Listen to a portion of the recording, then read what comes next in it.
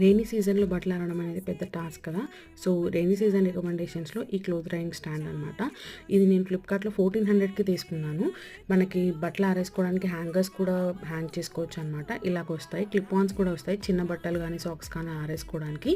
ఇలా 3 లేయర్స్ అయితే మనకు వస్తాయి. ఈచ్ లేయర్లో మనకి 8 రాడ్స్ వస్తాయి. చాలా బట్టలు ఆరేసుకోవచ్చు. ఒక 3 మెంబర్స్ ఉన్న ఫ్యామిలీకి మనం ఈజీగా 3 days బట్టలు అయితే ఆరేసుకోవచ్చు. వాషింగ్ మిషన్లో నుంచి తీసిన తర్వాత మనం దీనికి ఆరేసుకొని ఫ్యాన్ వేసి పెట్టేసుకున్నామంటే నెక్స్ట్ డే మార్నింగ్ కల్లా ఈజీగా ఆరైపోతాయి.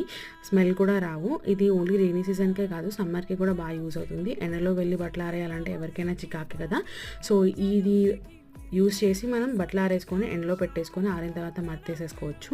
సో చాలా యూస్ఫుల్ అవుతుంది. ఒకసారి ఈ ప్రోడక్ట్ ట్రై చేసి మీకు ఎట్లా అనిపించింది అనేది నాతో కామెంట్ సెక్షన్లో షేర్ చేసుకోండి. అలాగే వీడియో నచ్చితే లైక్ చేసి ఛానల్కి సబ్స్క్రైబ్ చేసుకోండి. బాయ్.